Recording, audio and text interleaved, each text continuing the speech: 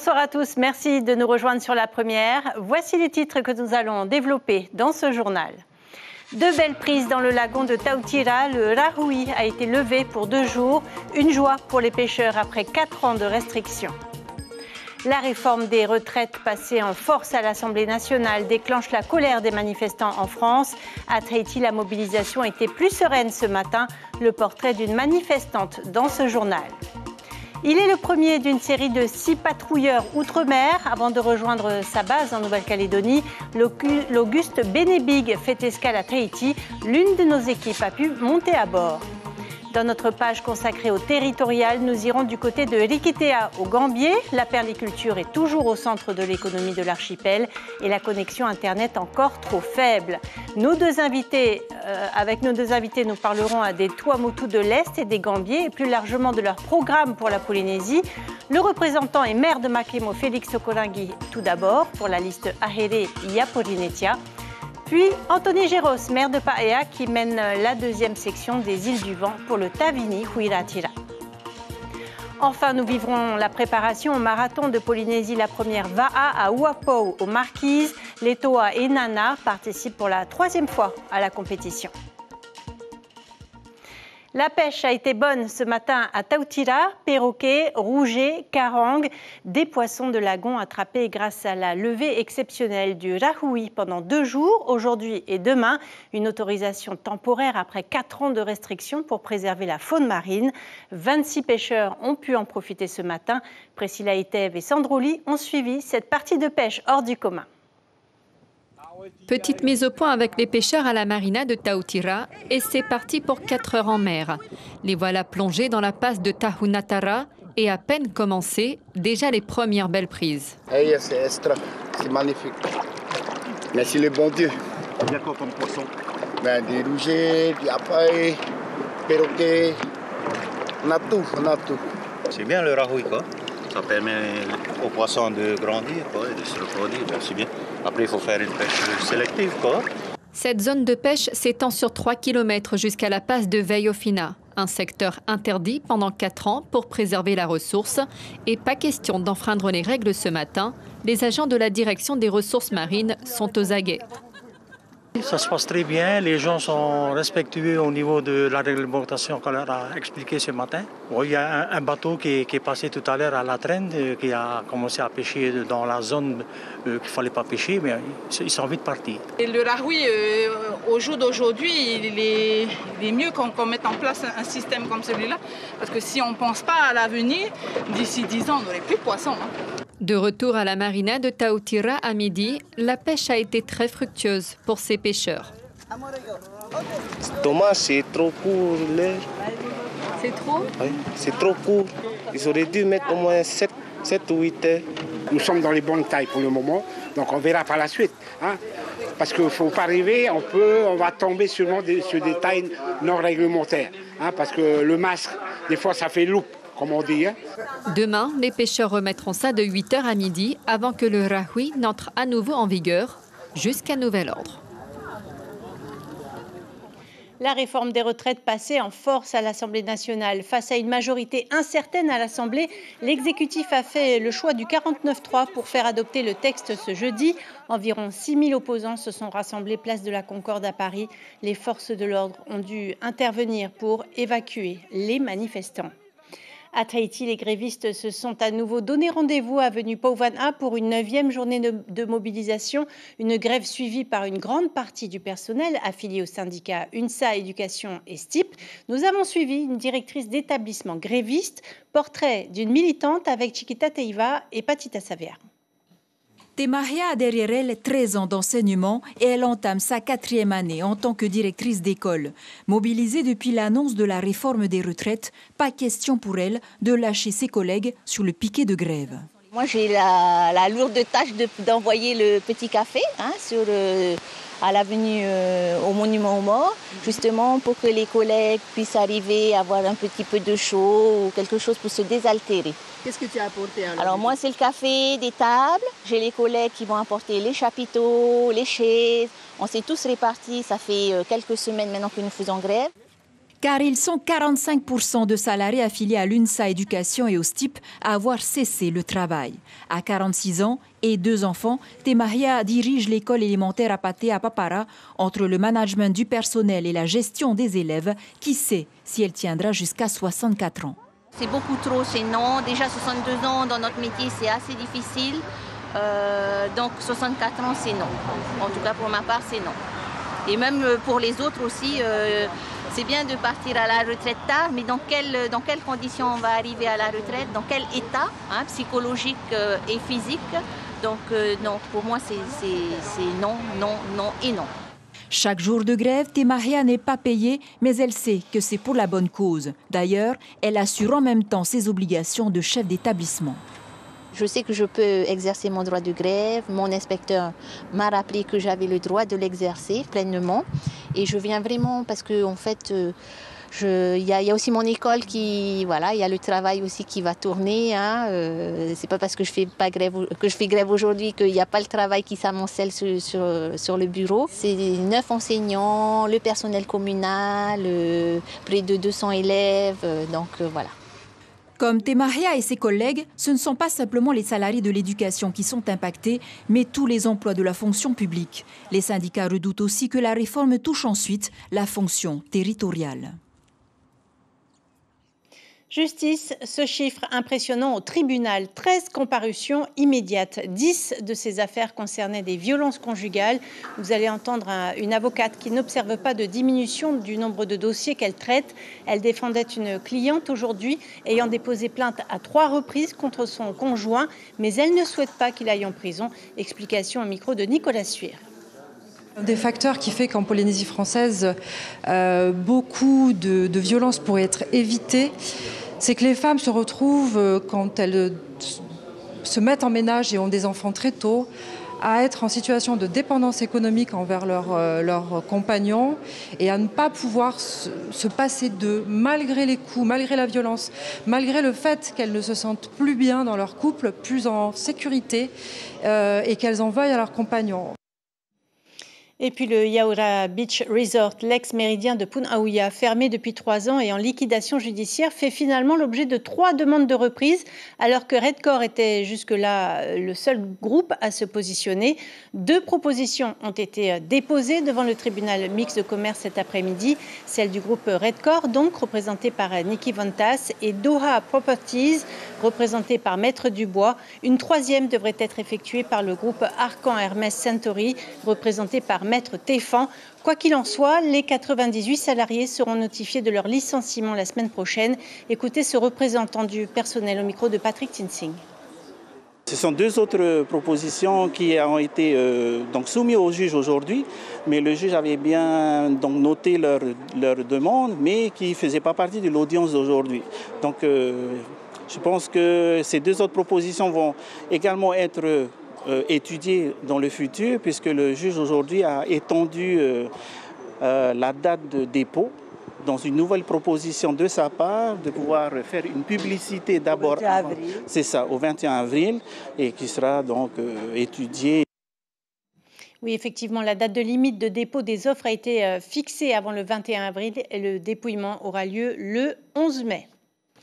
Il est le premier d'une série de 6 patrouilleurs outre-mer destinés à renforcer les moyens de la marine française dans les océans Indien et Pacifique. L'Auguste Benebig a appareillé le 17 janvier de Brest pour rejoindre son port-base de Nouméa en Nouvelle-Calédonie. Il est actuellement en escale à Tahiti. Notre équipe a pu monter à bord ce matin. Caroline Fary et Nicolas Suire. Ils portent le nom des héros ultramarins de la France libre, les 6 nouveaux patrouilleurs outre-mer de la Marine nationale, dont fait partie l'Auguste Benebig, ont des capacités techniques supérieures aux anciens P400, notamment un drone à voilure fixe pour une meilleure surveillance de la zone. Les POM, effectivement, viennent renforcer, renouveler nos capacités outre-mer et c'est des bateaux qui sont faits pour pouvoir patrouiller dans nos zones de responsabilité, et entre autres nos zones économiques exclusives, et lutter contre tout trafic illicite. 30 marins, dont 4 officiers, vivent à bord de ce bâtiment de 1300 tonnes, doté d'une autonomie de 30 jours. 2 moteurs diesel et 2 moteurs électriques lui confèrent une propulsion hybride. Son armement comprend un canon de 20 mm et 4 mitrailleuses. Une nouvelle génération de navires plus efficace pour ses missions, selon l'ancien commandant de l'Arago en Polynésie. Le drone est un apport indéniable pour la surveillance maritime de la ZE, notamment dans le cadre des missions de police des pêches, mais de toutes les activités illicites. Et puis ses capacités, on peut penser également à ses capacités optroniques qui lui offrent des capacités de surveillance plus importantes que celles qu'a l'Arago actuellement durant les activités de nuit. L'Auguste Benebig appareillera pour Nouméa lundi. Quant au patrouilleur Teriero à Teriero Iterei, il devrait arriver en Polynésie début 2024. Le second POM, Philippe Bernardino, est attendu pour 2025. Et oui, les territoires de Nouvelle-Calédonie, Polynésie et La Réunion accueilleront chacun 2 unités de patrouilleurs. Le général de brigade commandant du service militaire adapté vient d'achever une visite de 10 jours en Polynésie. Le régiment est en pleine transformation avec la création de 2 nouvelles compagnies à Ho et à Aroué. À Ho, la première cohorte a réuni 20 volontaires stagiaires répartis dans 2 filières, agents polyvalents de restauration et agriculture en région chaude. Ces jeunes recrutés en juillet 2022 se lanceront dans la réalisation de leur projet professionnel dans un peu plus d'1 mois. Écoutez le général de brigade au micro de Patita Savea. Les premiers jeunes qui sont arrivés quitteront d'ici 1 mois la compagnie et retourneront à la vie civile, mais ils vont être suivis par 4 nouvelles cohortes, 2 tout de suite et puis 2 à l'été, sur des filières professionnelles qui s'intègrent complètement dans le projet général de Ho, qui est un écolodge et une compagnie éco-responsable. Un nouveau dépôt de gaz prévu à Hitia, Manaito. Une société d'Albert Moux projette de construire un site sécurisé de réception maritime, de stockage et de conditionnement de gaz de pétrole liquéfié, en l'occurrence du butane et du propane. Les produits seront réceptionnés par voie maritime puis stockés sur place. Ils seront conditionnés à la demande dans des contenants transportables comme les bouteilles ou camions-citernes. Écoutez le PDG Albert Moux qui a posé la première pierre. On essaie de trouver l'emplacement depuis quand même 35 ans. C'est pas évident de trouver l'emplacement avec un pass et tout ça. On a tenté à Travant, on a entendu, c'est pas réalisé. Maintenant, on a tenté Nivé, non plus. Et là, le coup là est bon. Parce que là, c'est grâce quand même à la famille Cohen qui nous a proposé ce terrain qui est bien placé, qui est en toute sécurité, surtout en toute sécurité, pour pouvoir installer le dépôt de gaz. Allez, on ouvre à présent notre page consacrée au territorial.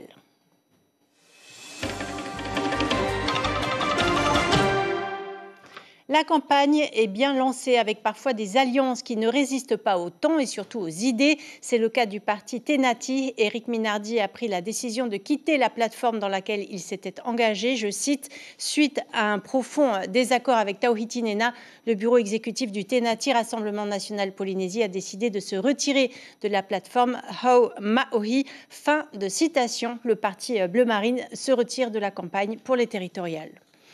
Direction l'archipel des Gambiers maintenant, l'un des moins visités par les touristes, mais qu'importe, ses habitants misent sur la perliculture. La majorité des biens de consommation sont acheminés par De Goélette avec une rotation toutes les 3 semaines. Les administrés ont des attentes bien précises vis-à-vis des élus. Ignacio Raveino. C'est la ressource principale de l'archipel des Gambiers. Des groupements d'intérêt économique ont même vu le jour pour organiser le secteur perlicole. Problème, il y a les petites structures qui doivent vendre leurs produits localement. J'aimerais bien qu'ils agrandissent un peu l'artisanat, parce qu'aujourd'hui on est plusieurs artisans. Et l'artisanat est assez petit quand même. Côté production, c'est la réglementation en vigueur qui pose problème. Certains professionnels de la perle trouvent les textes trop restrictifs. C'est difficile de pouvoir se développer avec ces lois-là qu'on a mis en place. Elles ont été mises en place pour, bien sûr, pour des raisons, hein, j'imagine. Mais voilà, maintenant, à nous de pouvoir se débrouiller pour pouvoir s'en sortir et trouver les meilleures façons de pouvoir se développer sur notre économie qui est la perliculture.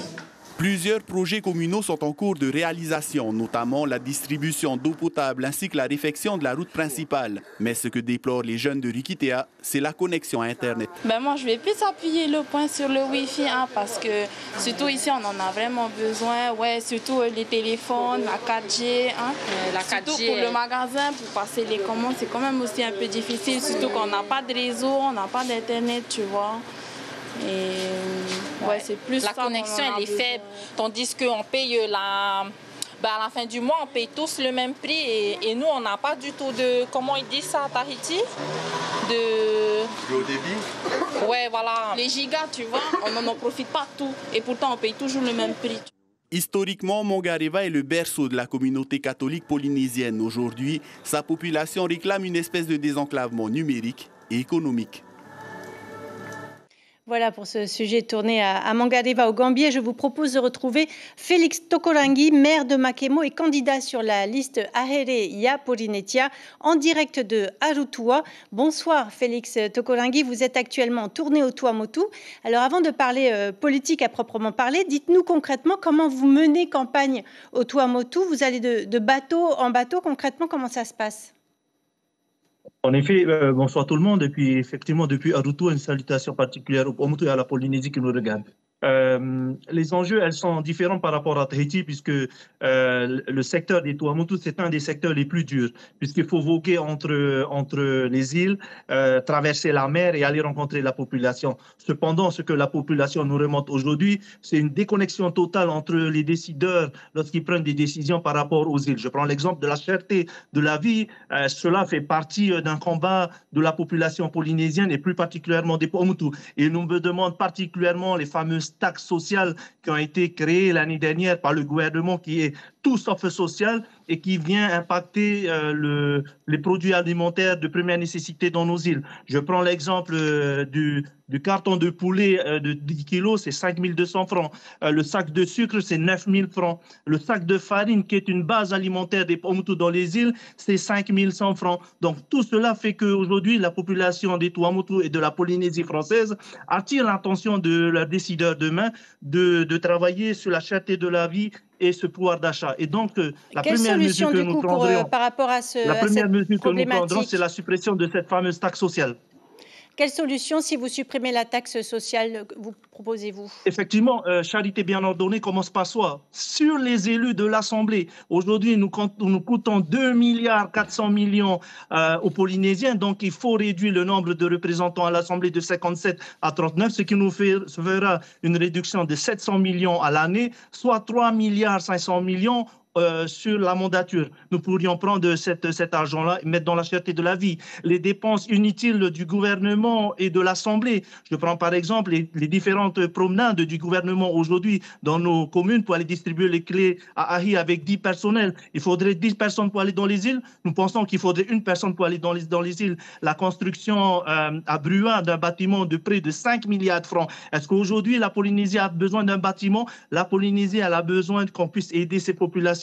Donc, charité bien ordonnée commence par les élus et par les dépenses inutiles que nous avons au gouvernement. On a vu qu'au Gambier, la perliculture faisait toujours partie des secteurs phares, au Tuamotu aussi, mais vous croyez aussi à d'autres ressources comme la vanille.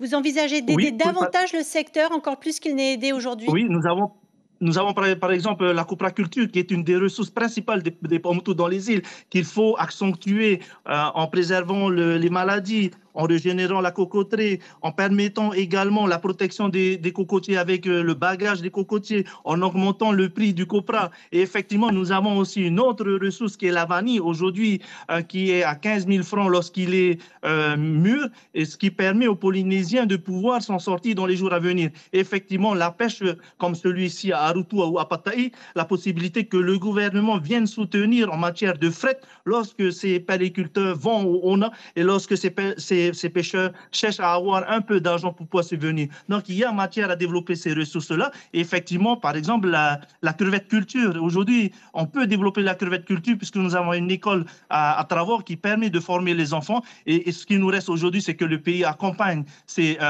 entrepreneurs à bâtir leur entreprise dans les îles. Et donc, il y a possibilité à développer dans notre pays des secteurs en matière de développement économique. Mais ce qui manque aujourd'hui, c'est un soutien fort du gouvernement en matière de ces personnes-là dans les îles. Et effectivement, pour conclure, c'est de réduire de moitié les procédures administratives. Nous n'avons pas encore commencé à faire notre activité qu'on nous demande de payer notre patent à nos patents. Donc cela, ce sont des freins au développement économique de notre pays, ce que nous déplorons aujourd'hui.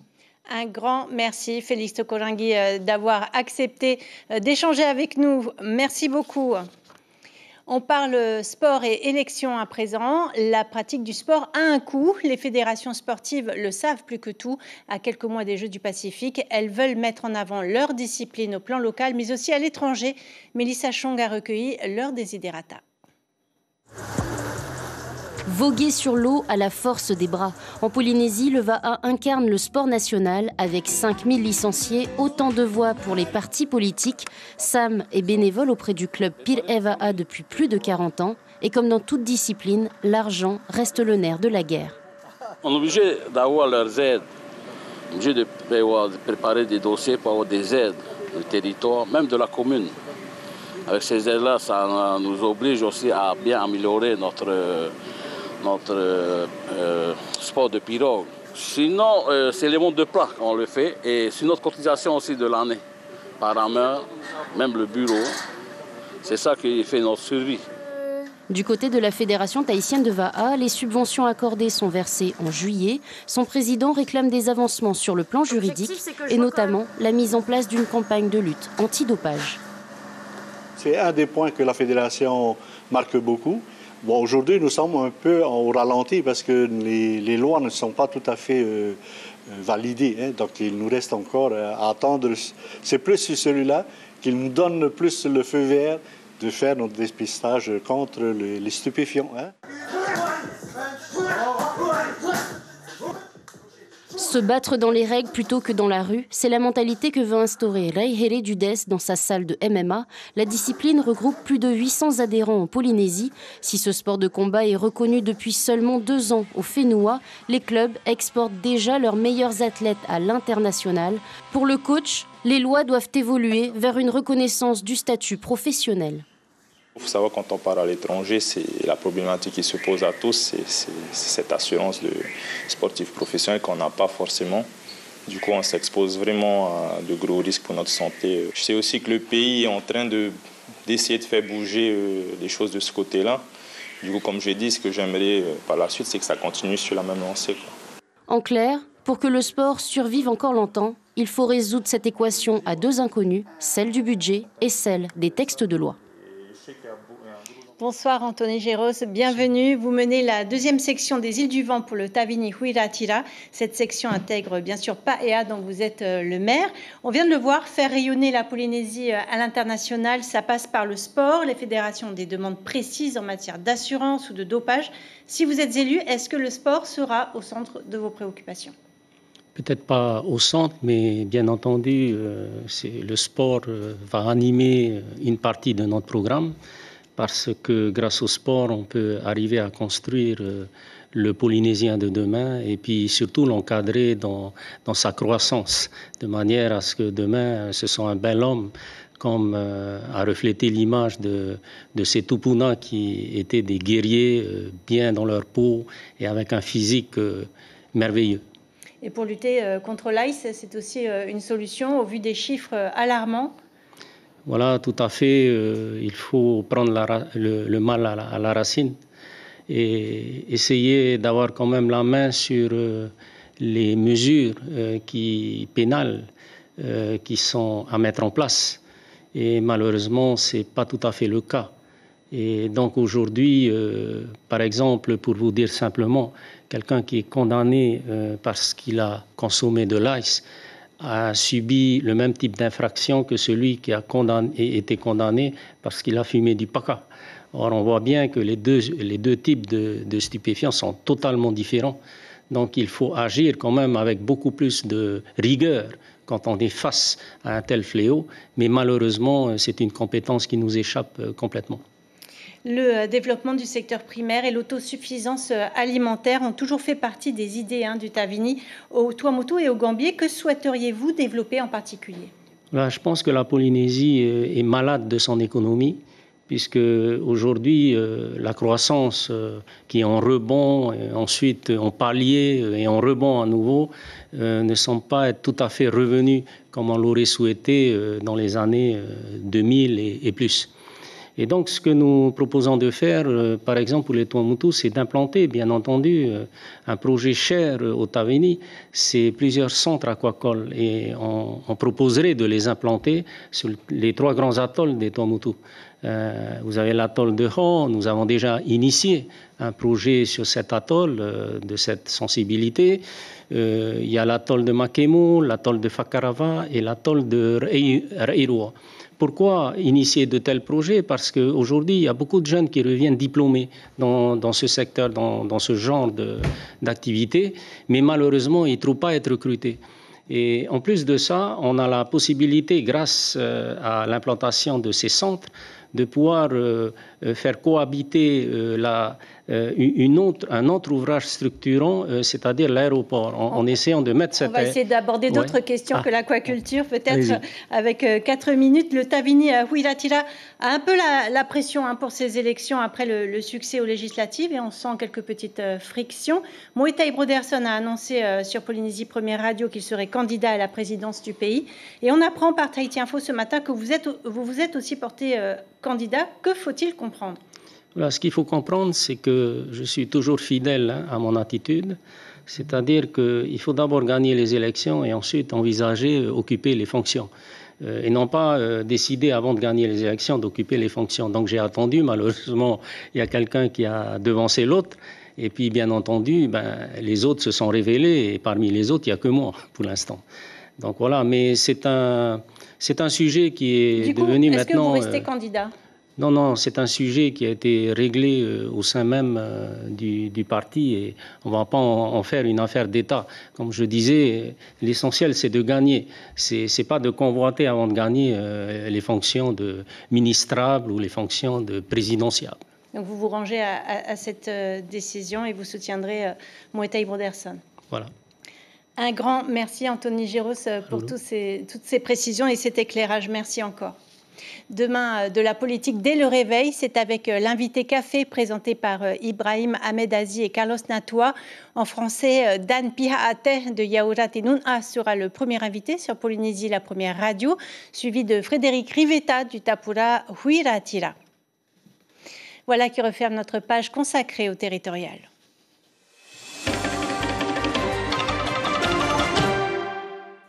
C'est l'équipe phare de Wapou, les Toa et Nana. Cette semaine, elle participera pour la 3e fois au marathon Polynésie, la première Va'a, coachée par Rataro Ohotoua. Elle a déjà à son actif une belle victoire à la Vakahiti de Wahuka au mois de février. Le portrait de cette équipe avec Heyari Tahiata et Lionel Tehaamoana. En longeant les falaises de leur île, les rameurs du club Toa et Nana se préparent mentalement. Ce samedi, ils affronteront les meilleurs clubs de Tahiti et des autres archipels. Et qu'importe les conditions, ils seront sur la ligne de départ. Tiens, régulièrement les boss.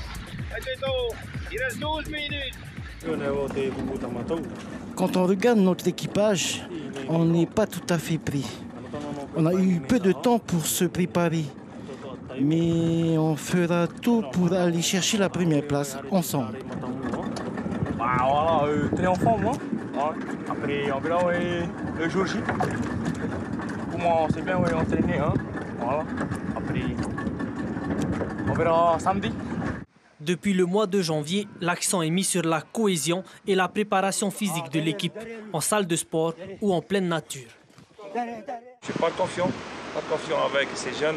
On a beaucoup travaillé, ça fait 3 mois qu'on travaille, et la pédagogie ainsi que les participations ici, on maîtrise à des grandes courses à notre niveau.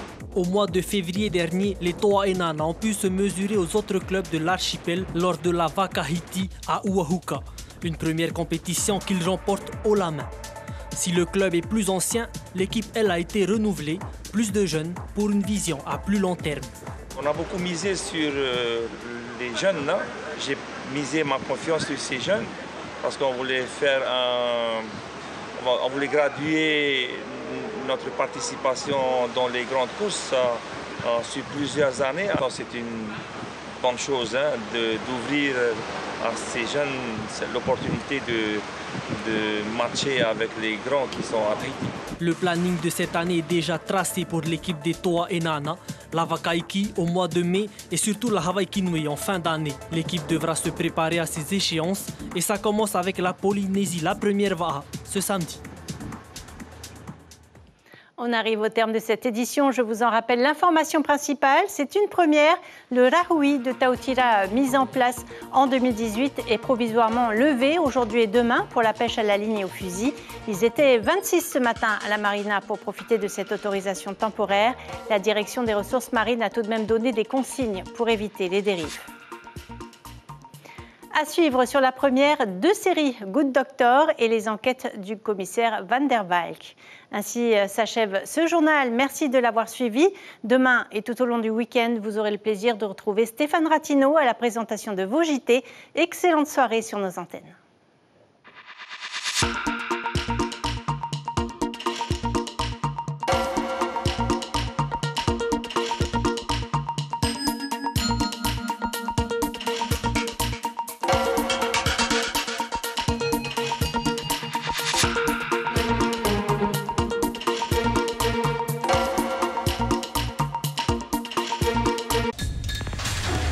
L'information en continu sur Polynésie la première, Internet et réseaux sociaux.